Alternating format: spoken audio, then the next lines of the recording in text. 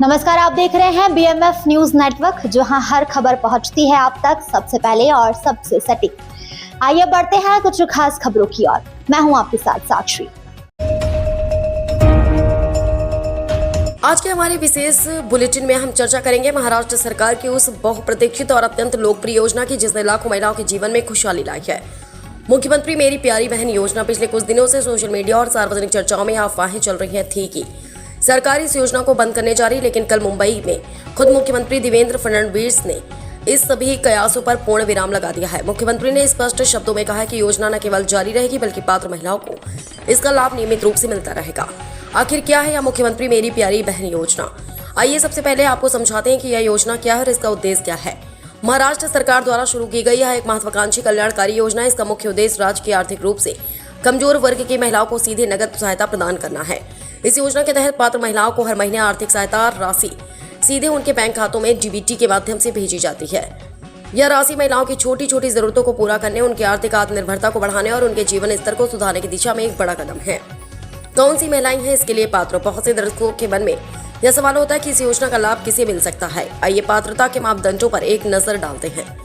महिला का महाराष्ट्र का स्थायी निवासी होना अनिवार्य है। आयु सीमा महिला की आयु 21 वर्ष से 65 वर्ष के बीच होनी चाहिए। इस योजना का लाभ उन परिवारों को मिलता है जिनकी वार्षिक आय एक निश्चित सीमा सरकार द्वारा निर्धारित सीमा के भीतर है।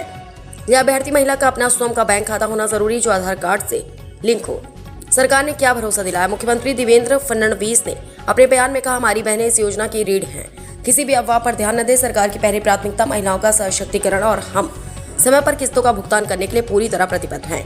सरकार ने यह भी सुनिश्चित करने के निर्देश दिया कि जिन महिलाओं ने आवेदन किया है और जो सभी मानदंडों को पूरा करती हैं, उन्हें किसी भी प्रकार की तकनीकी रुकावट का सामना न करना पड़े। इसके लिए विशेष हेल्पलाइन और सहायता केंद्र भी सक्रिय किए गए हैं। बने रहिए हमारे साथ महाराष्ट्र की और महत्वपूर्ण खबरों के लिए। वरिष्ठ पत्रकार राजेंद्र वाघ की खास रिपोर्ट। लाडकी बहीण योजना जेव्हा सुरू केली होती त्यावेळी त्या संदर्भातले काही निकष होते।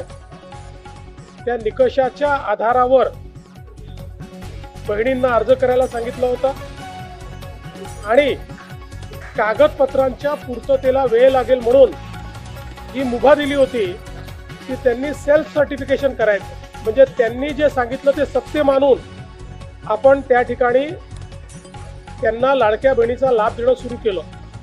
पण अर्थातच आपण ज्यावेळी कुठलाही सरकारी पैसा खर्च करतो त्यावेळी त्याचं CAGचं ऑडिट होतं आणि CAGच्या ऑडिटमध्ये निकषांप्रमाणे अर्ज आहेत की नाही याची माहिती द्यावी लागते आणि म्हणूनच योजना सुरू झाल्यानंतर आपण त्याचं KYC सुरू केलं आणि वेगवेगळे जे डेटाबेस होते त्याच्याशी कंपॅरिझन सुरू केलं। त्याच्यामध्ये इन्कम टॅक्स विभागाकडनं आपण माहिती घेतली। सरकारचे जे काही कर्मचारी आहेत त्यांचं जिथनं पेमेंट होतं त्या पोर्टलमधनं आपण माहिती घेतली। जो काही आपला परिवहन विभाग आहे याच्यामध्ये मोटरची ओनरशिप कोणाकडे आहे, 4 व्हीलरची, याच्या डेटाबेसची माहिती घेतली। रेशन कार्ड याच्या डेटाबेसची माहिती घेतली आणि ही सगळी माहिती आपण ज्यावेळेस कोलेक्ट केली त्यावेळी असं लक्षात आलं की 5 लाख लोक असे आहेत ज्यांच्या घरी सरकारी नोकरी आहे। 14,000 तर पुरुषच निघाले। जवळपास 10 लाख असे निघाले की ज्यांचं उत्पन्न 2.5 लाखापेक्षा जास्तीचं आहे।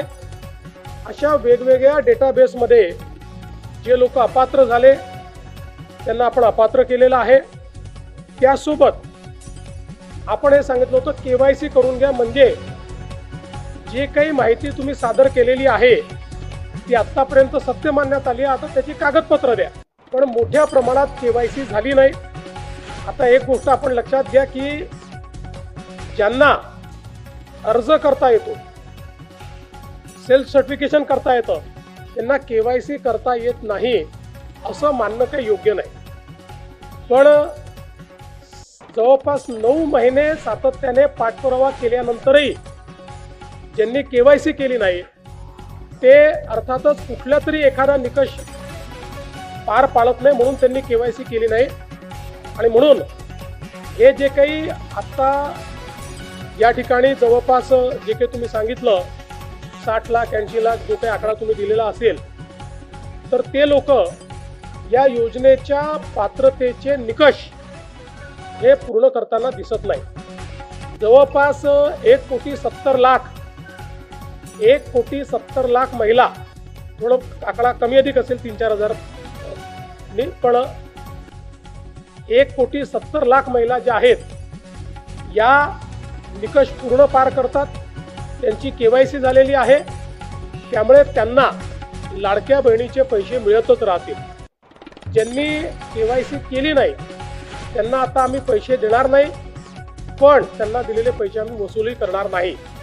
मात्र 14,000 ज्या पुरुषांनी पैसे घेतलेले आहेत त्यांच्याकडनं मात्र पैसे हे वसूल केले जातील.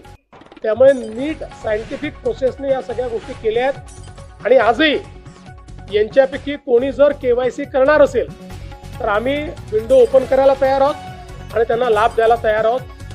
आजही ज्यावेळेस आपण जेवढ्या लाडक्या बहिणींना लाभ देतो, देशातल्या कुठल्याही योजनेपेक्षा आजही सर्वात मोठी योजना ही महाराष्ट्राची आहे.